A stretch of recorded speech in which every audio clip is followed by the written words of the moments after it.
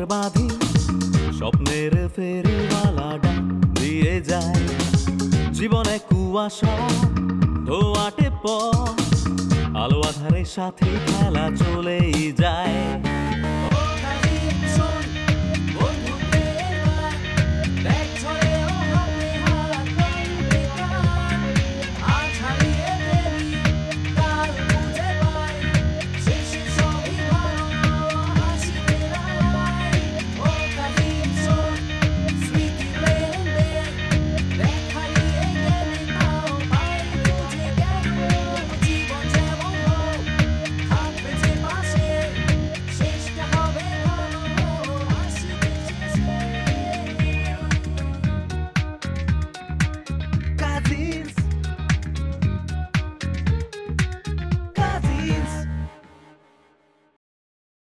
আর কেউ ছিল না?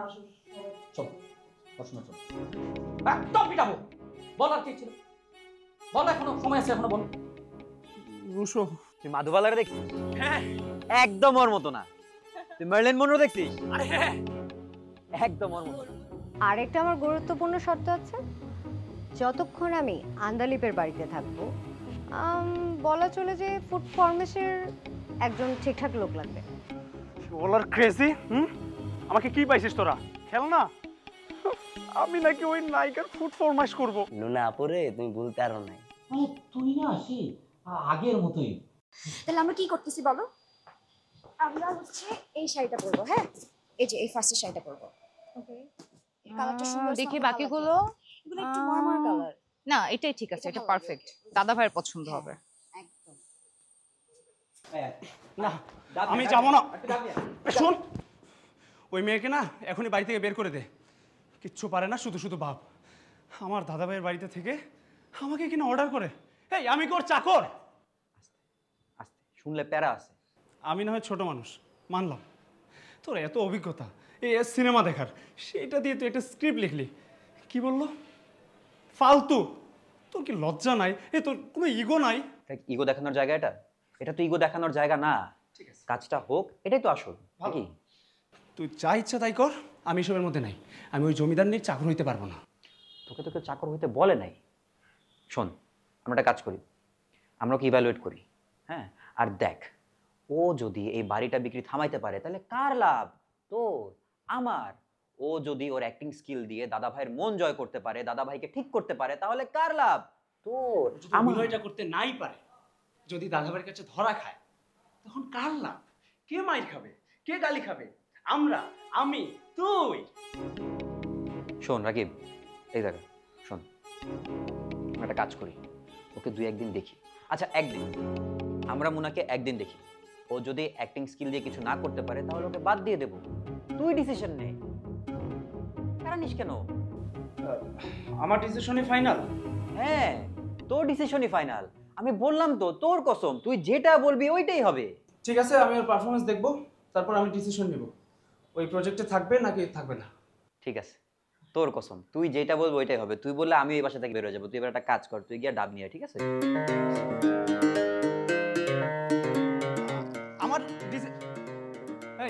আমার ডিসিশনে কিন্তু ফাইনাল। আমি চাইলে বের হয়ে যাবে, হ্যাঁ, প্রজেক্ট থেকে। এই প্রজেক্ট আর থাকবে না।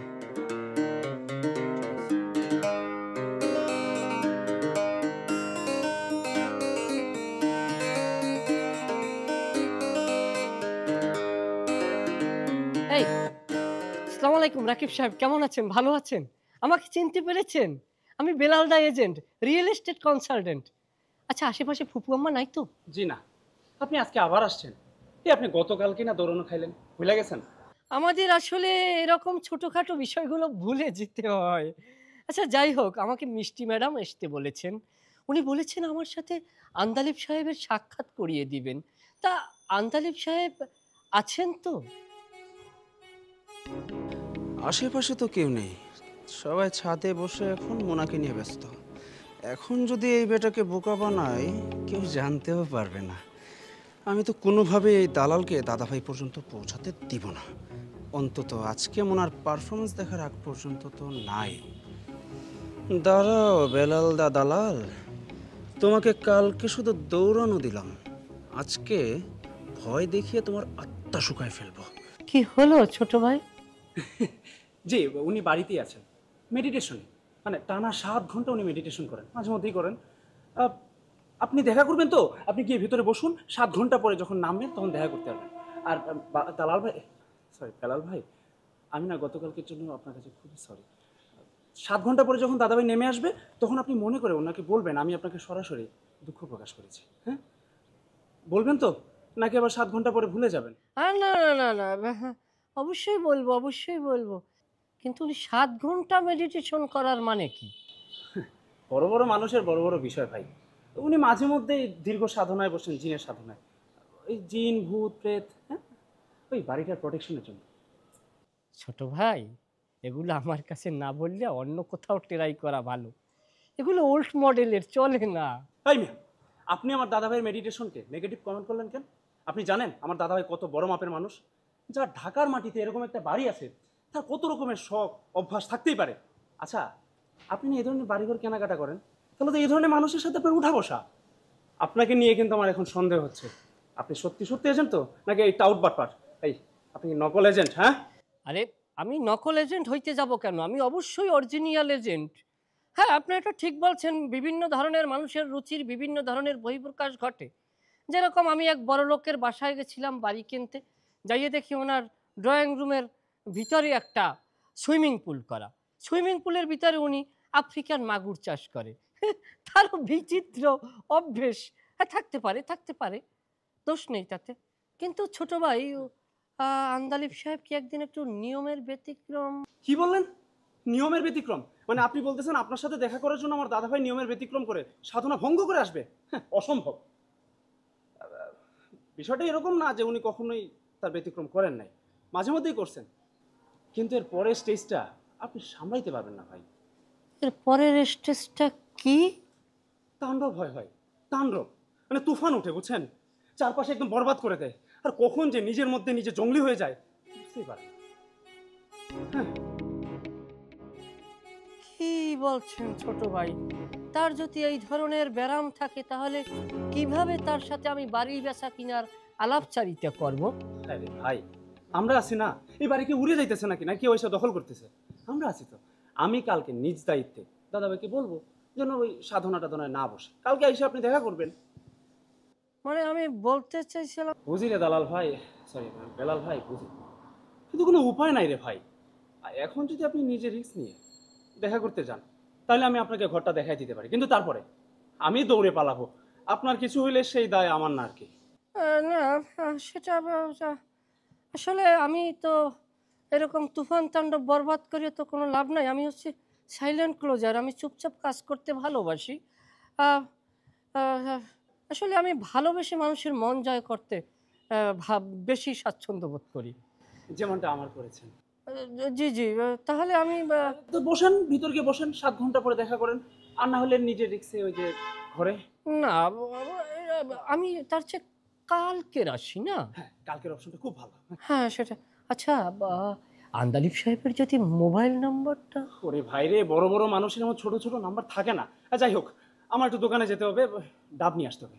দাদা ভাই ওই যে সাধনার শেষে ফ্রিজের ঠান্ডা ডাব খায়, আর না হলে ওই যে তুফান তাণ্ডব বরবাদ। হ্যাঁ, আমি যাই। হ্যাঁ, আপনি ভিতরে যেতে পারেন, আর না হলে বের হয়ে যেতে পারেন। না না, আমি যাই তার চেয়ে। তোমার ছাদে যাওয়ার দরকার নাই, তুমি বুঝো নাকি? আরে থাকতো বেটা, আমি বুঝতে পারতেছি না তো সমস্যা কিটা। হ্যাঁ, আমি যে দুবাই ছিলাম সেখানে আমি 24 ঘন্টার মধ্যে আমি 7 ঘন্টা জিম করে আমার শরীরটা আমি ফিট রেখেছি। আমি ঢাকা শহরে আওয়ার পরে আমি কোনো জিম করতে পারতেছি, হাঁটতে পারতেছি না। তো আমি সাথে যাই, হাঁটবো, শরীরকে আমি ফিটফাট করবো, ব্যায়াম করবো। তুই বাধা দিস কেন দিচ্ছিস আমাকে? সুমন ভাই, তোমার ছাদে যাওয়ার কোনো দরকার নাই। তুমি কেন বুঝতেছো না? তুমি ছাদে গেলে তোমার এই সুন্দর চেহারাটা নষ্ট হয়ে যাবে।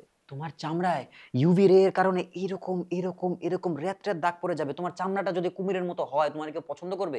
তোমার তো এই বাসায় দাদা ভাই থাকতে দিবে না। আমি কি এক দিকে দূরে যা, একটা শর্ত আমি তোরা মারাম।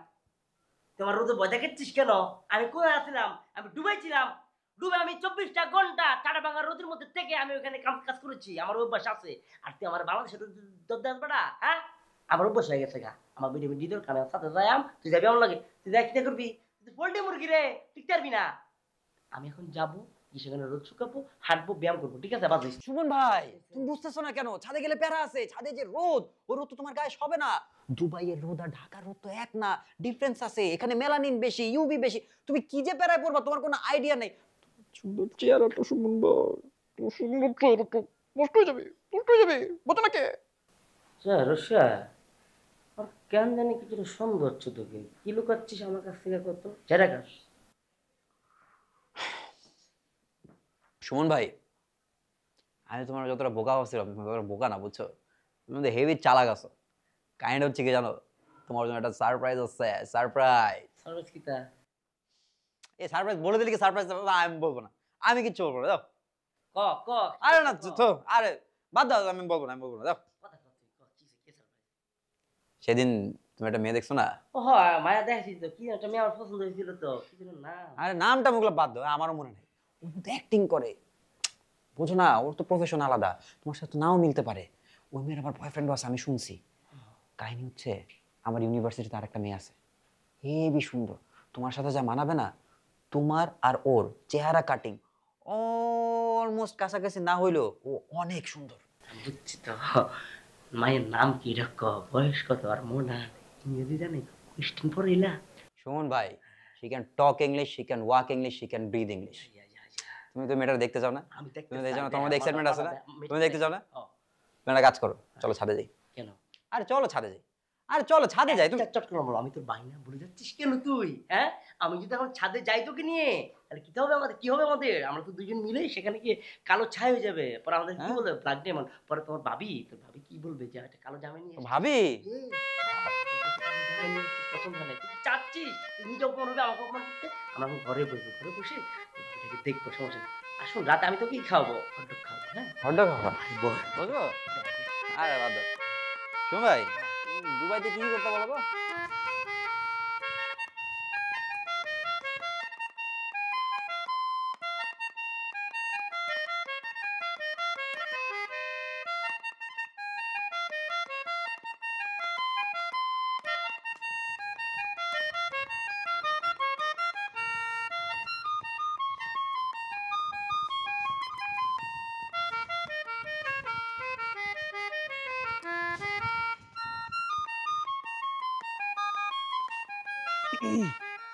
তো না।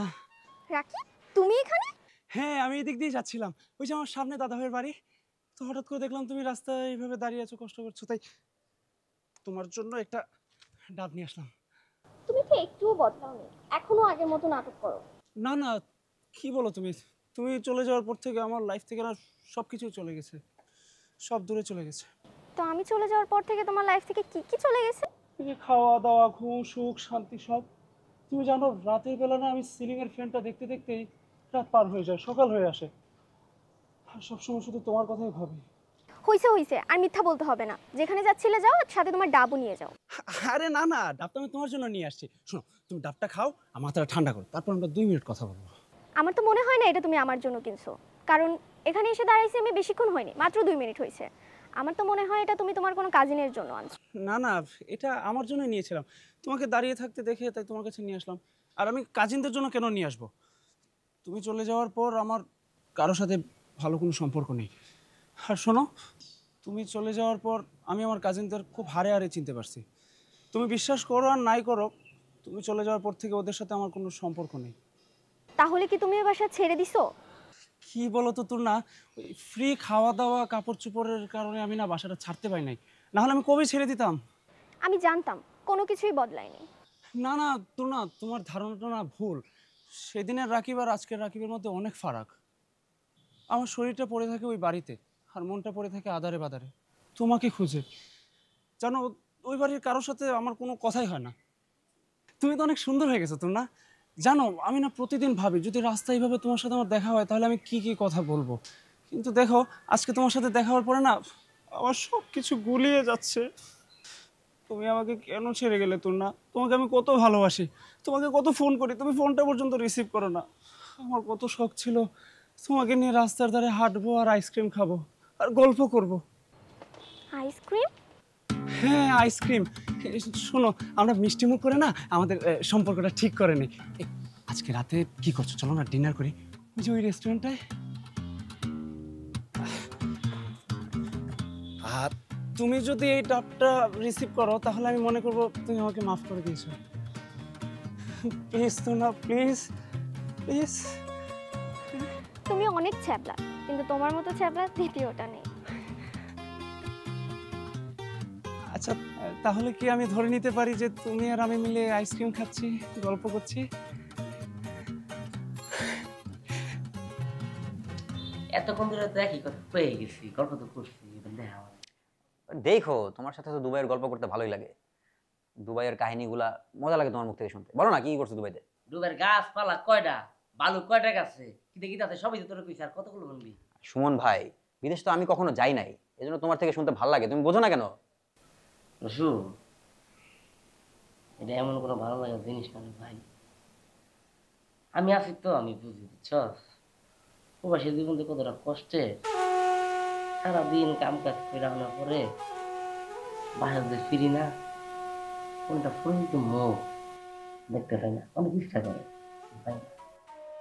অসুখ হইলে কিন্তু সেবা কোনো মাথাতে হাত দিলে লোকটা পায় না, বুঝছস?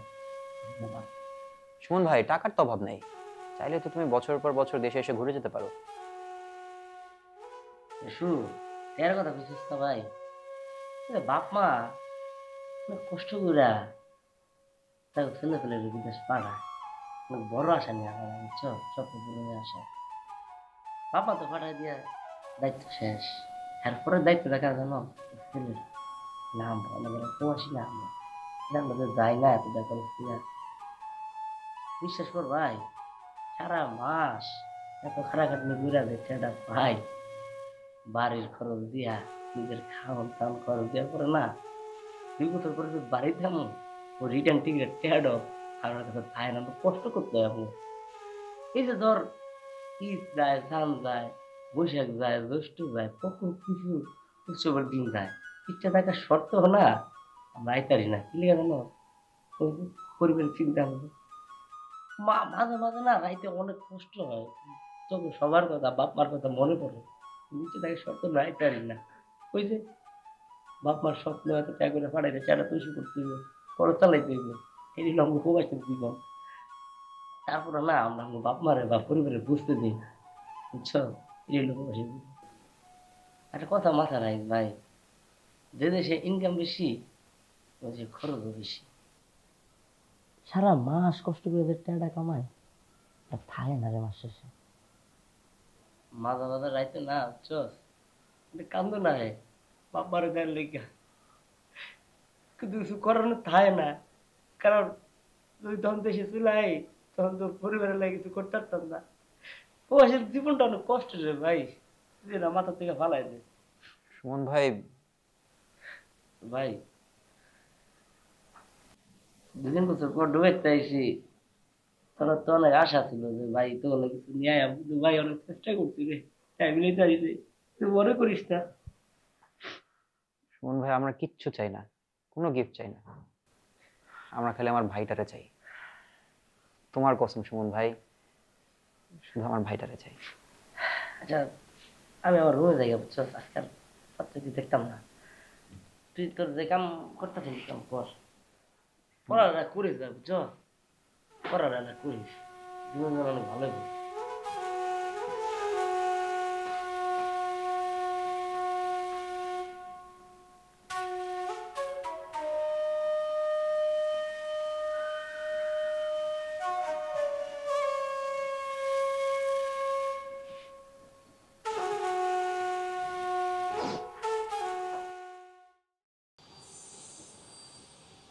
দেখিস না ভাতটাই বেশি।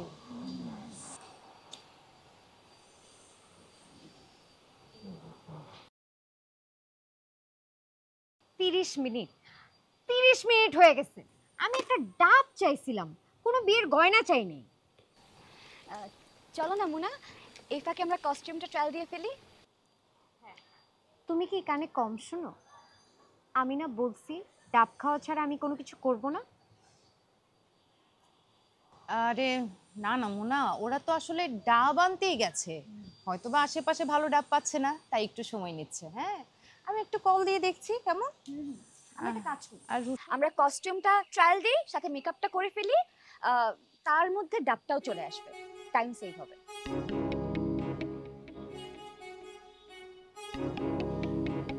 এখনো সময় নিচ্ছে। এই শহরে কি ডাব না থাকার মতো অবস্থা হয়েছে নাকি? রাকিব আসবে, আমি ডাব খাবো, তারপর মেকআপ, তারপর কস্টিউম, দেন পারফরম্যান্স। এই ফাঁকে তুমি কস্টিউমটা পরে ফেলো, মেকআপটা নিয়ে নাও, ততক্ষণে ডাবও চলে আসবে। হ্যাঁ, টাইমটা সেভ হবে। Time save? আমি কোনো টাইম বাঁচাতে আসিনি, ঠিক আছে? আমি এখানে পারফরম্যান্স করতে আসছি। আচ্ছা দাঁড়াও, আমি এখনই কল দিচ্ছি রাকিবকে।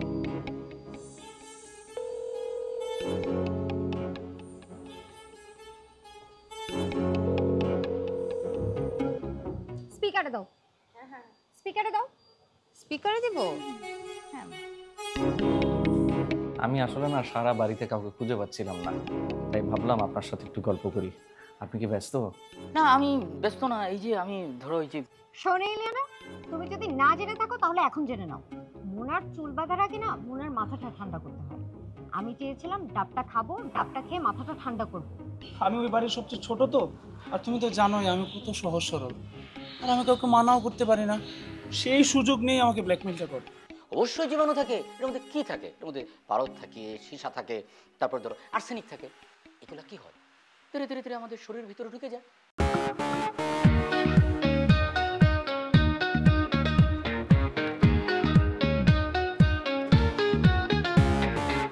চোরাশিতে ভাসি, বালির ঘর বাঁধি, স্বপ্নের ফেরিওয়ালা ডাক দিয়ে যায়। জীবনে কুয়াশা ধোয়াটে পথ, আলো আধারের সাথে খেলা চলে